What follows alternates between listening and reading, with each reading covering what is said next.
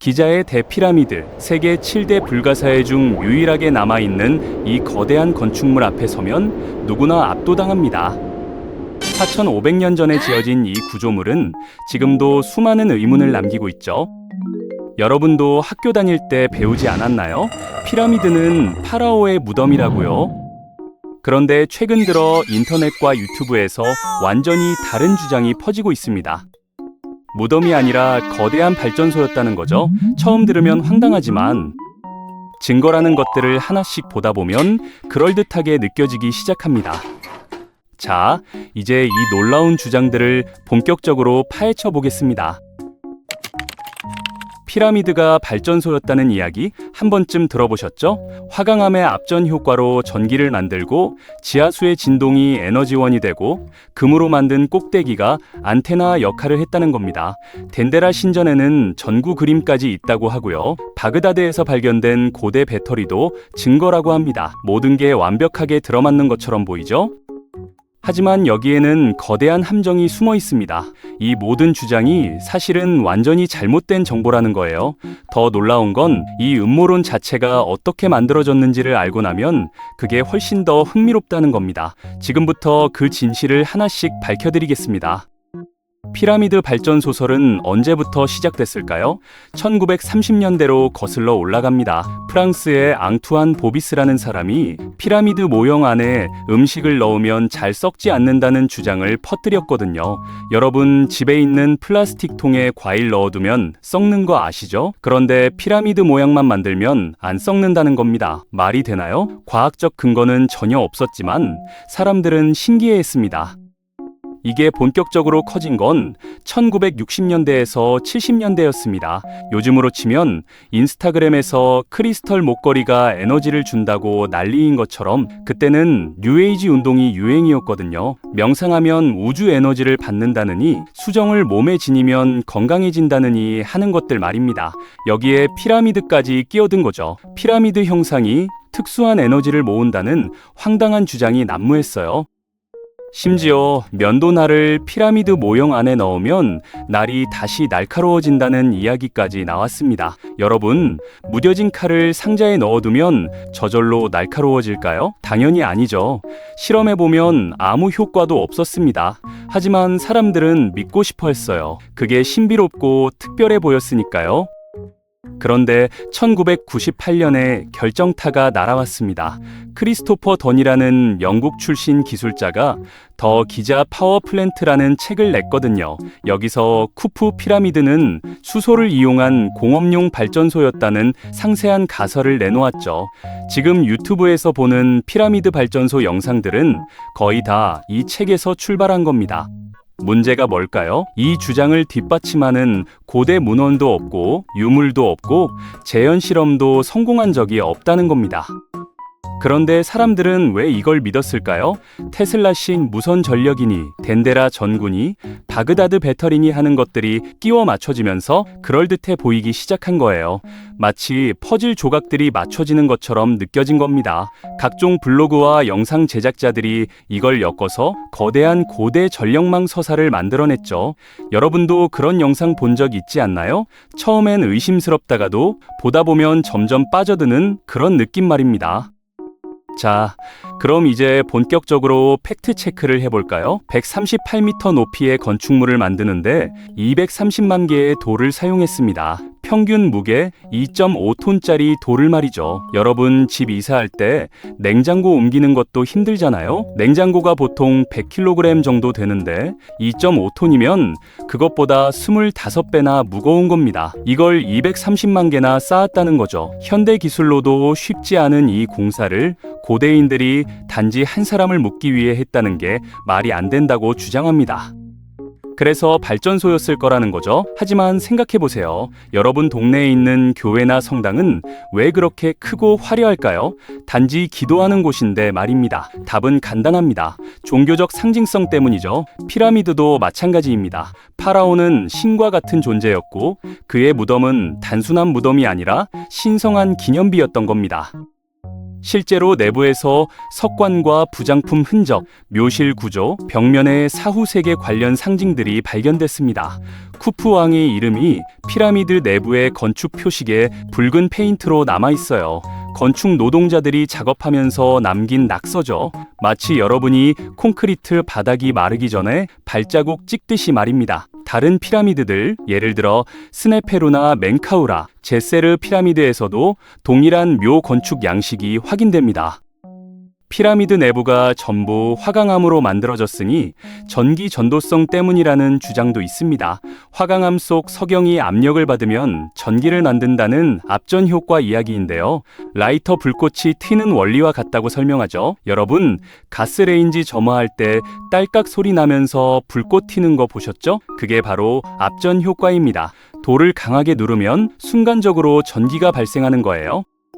그런데 여기에 큰 함정이 있습니다. 그 전기가 얼마나 약한지 아세요? 라이터 불꽃은 순간적으로 수만 볼트가 발생하지만 전류가 너무 작아서 손가락에 닿아도 따끔한 정도예요. TV 리모컨 배터리가 1.5볼트인데 그것보다 전압은 높지만 실제 전력은 훨씬 약합니다. 이걸로 집에 불 켜는 건 불가능하죠.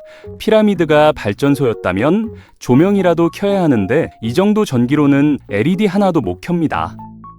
나일강 지하수로 바로 위에 세워져 있어서 물의 진동이 화강암에 압력을 가해 24시간 전기가 발생한다는 주장도 나옵니다. 여러분, 집 수도관에서 물 흐르는 소리 들리죠? 그 진동으로 전기를 만들 수 있을까요? 없습니다. 물이 흐르면서 생기는 진동은 너무 약해서 의미 있는 전기를 만들어낼 수 없거든요. 발전소라면 반드시 있어야 할 전선, 변압기, 배전반 같은 게 있어야 하는데 고고학적으로 전혀 발견되지 않았습니다. 수천 년 동안 작동했다는 시설인데 흔적이 하나도 없다는 게 말이 되나요? 왕비의 방 아래 숨겨진 공간에서 구리 전선과 회로도 같은 무늬가 발견됐다는 이야기도 자주 나옵니다. 2011년 로봇 카메라로 촬영한 결과 전기장치처럼 보이는 구조였다는 거죠. 하지만 이건 완전히 거짓입니다. 실제로 로봇 카메라로 조사된 통로에서는 문양 없는 돌벽과 막힌 문만 발견됐어요. 구리 배선이나 회로 흔적은 없었습니다. 구리고리는 발견됐지만 이건 돌문을 고정하거나 장식하기 위한 단순한 금속 부품일 뿐입니다. 여러분, 집 현관문에 달린 고리나 손잡이 있잖아요? 그걸 보고 이 집은 전기장치다라고 할 수 있나요? 없죠. 구리는 그냥 당시에 흔히 쓰던 금속일 뿐이에요. 단단하고 가공하기 쉬워서 여러 용도로 사용됐거든요. 피라미드 외벽을 덮었던 백색 석회암이 모세관 현상으로 물을 꼭대기까지 끌어올려 추가 압력을 만들었다는 주장도 있습니다. 모세관 현상이 뭔지 아세요? 휴지를 물에 살짝 담그면 물이 휴지를 타고 위로 올라가는 거 보신 적 있죠? 그게 모세관 현상입니다. 좁은 틈으로 액체가 중력을 거스르고 올라가는 거예요. 그런데 이게 피라미드 같은 거대한 구조물에서 의미 있는 에너지를 만들 수 있을까요? 없습니다. 모세관 현상은 머리카락 굵기보다 얇은 틈에서나 제대로 작동해요. 피라미드는 높이가 138m인데 휴지에 물 먹이는 것과 비교할 수가 없죠. 여러분, 집 욕실 타일 사이로 물이 조금 스며드는 거 보고 우리 집이 물 펌프다라고 할 수 있나요? 말이 안 되죠. 금으로 만든 캡스톤이 거대한 안테나 역할을 했다는 이야기도 빠지지 않습니다. 피라미드 내부에서 생성된 전기가 이걸 통해 대기 중으로 방출됐다는 거죠. 하지만 애초에 전기가 생성되지 않았다면 안테나고 뭐고 의미가 없습니다. 여러분, 휴대폰 안테나 있잖아요? 그거 혼자서는 아무 소용없죠. 내부에 전자회로와 배터리가 있어야 작동하는 겁니다. 피라미드 주변에서 감지되는 전자기 현상도 특별한 게 아니에요. 큰 건물 근처에서 정전기 느껴본 적 있죠? 겨울에 차 문 열 때 따끔한 거 말입니다. 그게 바로 대형 구조물이 대기 중 정전기를 축적하는 자연스러운 현상이에요. 젖은 천으로 감싼 병을 들고 올라가면 정전기 불꽃이 튄다는 건 습도와 기상 조건 때문입니다. 여러분도 건조한 날 니트 입고 벗을 때 정전기 팡팡 튀는 거 경험해봤잖아요? 그거랑 똑같은 원리입니다. 고대 이집트인들이 전기를 사용했다는 결정적 증거로 덴데라 신전 벽화가 자주 등장합니다. 거대한 전구 같은 물체를 들고 있고 안에는 뱀 모양 필라멘트가 그려져 있다는 거죠. 전기공학자들이 보면 전기장치 설계도라고 주장하는데요. 여러분, 구름 그림 보고 양 같다고 해서 진짜 양인가요? 아니죠. 비슷하게 보인다고 해서 같은 건 아닙니다. 그 그림은 이집트 신화의 로터스 꽃 안에 뱀을 묘사한 종교적 상징이거든요. 호르소마투스라는 신이 연꽃에서 태어나는 장면을 표현한 거예요. 주변 상형 문자를 읽어보면 전기나 조명 관련 내용은 전혀 없습니다. 오히려 신성한 창조, 생명의 탄생 같은 종교적 문구들만 가득해요. 마치 여러분이 교회 스테인드 글라스 보고 저건 과학실험 도구다라고 주장하는 것과 똑같습니다. 오스트리아 작가와 엔지니어들이 20세기 후반에 이 그림을 전구처럼 보인다는 이유로 전기설을 제기했지만 이건 그림 맥락을 완전히 무시한 해석이에요. 실제로 고대 이집트 사제들이 남긴 설명을 보면 이게 창조 신화라는 게 명확하거든요. 단지 현대인 눈에 전구처럼 보인다고 해서 전구라고 우기는 건 한복 입은 그림 보고 저건 우주복이다라고 주장하는 것만큼 황당합니다. 이집트 유물들의 금도금 기술도 자주 언급됩니다. 현미경으로 봐도 균일하게 코팅되어 있어서 전기도금 없이는 불가능하다는 주장이죠. 그런데 여러분, 금박 본 적 있나요? 절에 가면 불상에 금박 입힌 거 보이죠? 그거 전기로 한 거 아닙니다. 금을 아주 얇게 두드려서 만든 다음 풀로 붙이는 거예요. 옛날 사람들은 시간이 많았거든요. 며칠이고 금을 두드려서 종이처럼 얇게 만들 수 있었습니다. 당시 이집트의 금도금은 이런 기계적 접착 방법으로 제작됐어요. 전기도금에 필요한 전해질이나 일정 전압 공급 장치가 존재했다는 증거는 없습니다. 고대 금속 유물을 현미경으로 분석해보면 전기도금 특유의 균일한 층은 발견되지 않아요. 오히려 손으로 두드린 흔적, 불균일한 두께 같은 게 보입니다. 여러분, 김밥 싸는 거 보면 기계로 만든 거랑 손으로 만든 거 차이 나잖아요. 그것처럼 확실히 구분됩니다. 1936년 바그다드 근처에서 발견된 항아리 이야기도 빠지지 않습니다. 높이 14cm 정도의 토기 항아리 안에 구리 원통과 철봉이 들어있어서 산성 액체를 넣으면 0.5V에서 2V의 전기가 발생한다는 거죠. 2000년 전 배터리의 증거라고 하면서 이집트도 비슷한 기술을 가졌을 거라고 주장합니다. 하지만 이 유물은 기원전 2세기에서 3세기 메소포타미아 파르티아 지방의 것입니다. 피라미드가 지어진 건 기원전 2600년경이에요. 시간 차이가 무려 2400년입니다. 여러분, 고려시대 유물 보고 조선시대에도 이게 있었을 거야 라고 주장하면 말이 되나요? 시대도 다르고 지역도 완전히 다른데 억지로 연결시키는 겁니다. 게다가 대부분 학자들은 이 항아리를 종교적 용도나 화장품 관련 용기로 해석합니다. 실제 전기 사용에 대한 문헌 증거나 쓰임새 흔적이 전혀 없거든요. 일부 실험에서 전압이 나오긴 했지만 그건 구리와 철이 산성 액체에 닿으면 자연스럽게 일어나는 화학 반응일 뿐이에요. 여러분, 레몬에 구리선이랑 아연판 꽂으면 전기 나오는 거 과학 시간에 배우지 않았나요? 그거랑 똑같은 원리입니다. 그렇다고 레몬이 배터리는 아니잖아요. 조명이 가장 유력한 전기 사용 용도였다는 주장도 나옵니다. 피라미드 내부나 지하 무덤에 그을음 흔적이 거의 없으니 전기 조명을 썼다는 거죠. 하지만 여러분, 생각해보세요. 햇빛을 거울로 반사시켜 본 적 있죠? 아이들이 장난칠 때 손거울로 빛 반사시켜서 천장에 비추는 거 말입니다. 이집트인들도 똑같이 했어요. 구리 거울로 햇빛을 반사시켜 내부를 밝혔습니다. 일부 구간에서는 기름 램프를 사용했고요. 그을음이 적은 건 환기 시스템이 잘 설계됐기 때문입니다. 횃불 대신 올리브유나 아마씨유 같은 깨끗한 연료를 썼다면 그을음은 최소화되거든요. 여러분, 집에서 양초 켜면 그을음 생기잖아요. 그런데 LED 램프나 기름 램프는 그을음이 거의 없죠. 옛날 사람들도 바보가 아니었어요. 깨끗한 연료를 선택할 줄 알았습니다. 화강암을 정밀하게 자르려면 전기로 금속을 가열해야 한다는 주장도 있습니다. 구리 톱날에 모래를 문질러 자른다는 기존 이론은 효율이 떨어진다는 거죠. 하지만 실제로 해보면 됩니다. 여러분, 손톱 깎을 때 손톱 깎기 쓰죠? 그거 전기로 작동하나요? 아니죠. 단단한 금속으로 손톱을 누르면 잘리잖아요. 돌도 마찬가지예요. 미국 고고학자 댄시 스톡스가 직접 실험해봤더니 구리톱과 석영 모래만으로도 화강암을 자를 수 있었거든요. 구리톱으로 계속 긋고 그 사이에 석영 모래를 뿌리면 모래가 연마제 역할을 해서 조금씩 파고 들어가는 겁니다. 시간이 오래 걸리긴 하지만 당시에는 노동력이 풍부했으니 문제가 되지 않았습니다. 여러분, 샌드페이퍼로 나무 갈아본 적 있죠? 오래 문지르면 매끄러워지잖아요. 그 원리입니다. 회의적인 시각도 많지만 설명되지 않는 부분이 너무 많다는 반론도 나옵니다.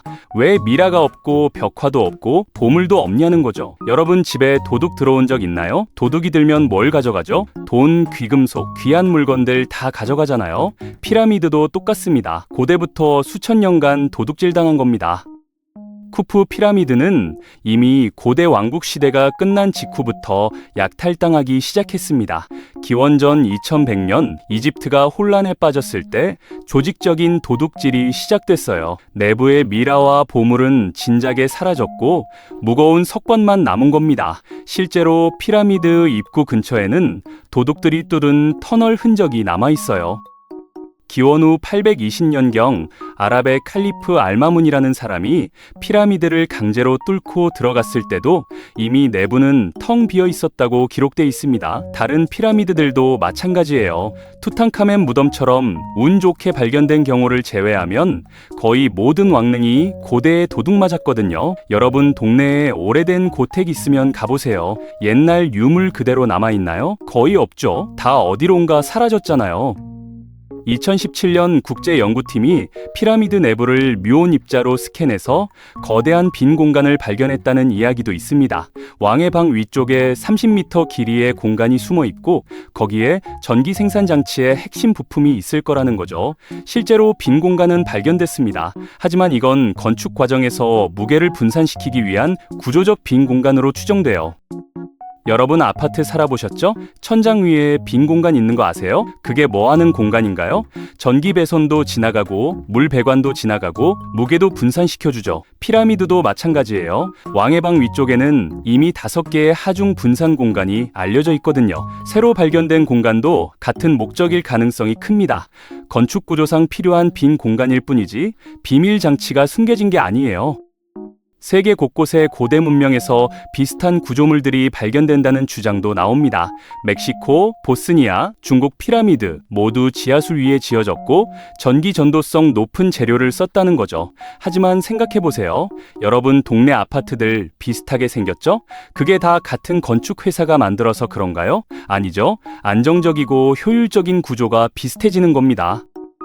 피라미드 형태는 구조적으로 가장 안정적이에요. 밑은 넓고 위로 갈수록 좁아지니까 무너지지 않죠. 여러분, 모래성 쌓아본 적 있나요? 높이 쌓으려면 밑을 넓게 해야 하잖아요. 그게 피라미드 모양이에요. 여러 문명이 독립적으로 이 모양을 선택한 겁니다. 지하수 위에 지어진 건 단순히 큰 강 근처에 문명이 발달했기 때문이고요. 나일강, 테오티후아칸 근처의 세누안강, 시안 근처의 황하 모두 고대 농업 문명의 중심지였죠. 물이 있는 곳에 사람이 모이고 사람이 모이는 곳에 큰 건축물이 생기는 건 당연합니다. 여러분, 동네 번화가도 역이나 큰 길 근처에 있잖아요. 그거랑 똑같은 원리예요. 이걸 전 세계적인 전기기술 네트워크로 해석하는 건 억지입니다. 결정적으로 피라미드 내부와 주변에서 전선, 코일, 발전 설비, 배전 구조에 해당할 만한 유물은 전혀 발견되지 않았습니다. 반대로 건축 관리 낙서, 노동자 막사, 석재 운반 흔적, 구리끌과 망치 같은 도구들은 풍부하게 발견됐어요. 2013년 프랑스 고고학팀이 기자 피라미드 근처에서 발견한 노동자 마을 유적에는 뭐가 있었을까요? 빵 굽는 오븐, 구리 재련 작업장, 숙소터가 고스란히 남아 있었습니다. 여러분, 건축 현장 가보면 뭐가 있나요? 노동자들 쉬는 컨테이너, 밥 먹는 곳, 자재 보관하는 곳 있잖아요. 피라미드 건설 현장도 똑같았어요. 이건 대규모 무덤 건축 프로젝트였다는 명백한 증거입니다. 발전소 건설 현장이었다면 전기 관련 도구나 부품이 있어야 하는데 그런 건 하나도 없고 건축 도구만 나온 거예요. 고대 이집트 문헌도 중요합니다. 피라미드 텍스트나 사자의 서, 그리스와 로마 시대 역사가들의 기록 모두 피라미드를 왕릉이자 기념비로 언급합니다. 헤로도토스는 기원전 5세기에 이집트를 방문해서 피라미드가 쿠프 왕의 무덤이라고 기록했어요. 고대 이집트인들 스스로도 피라미드를 무덤으로 인식하고 있었다는 겁니다. 발전소라는 기록은 어디에도 없습니다.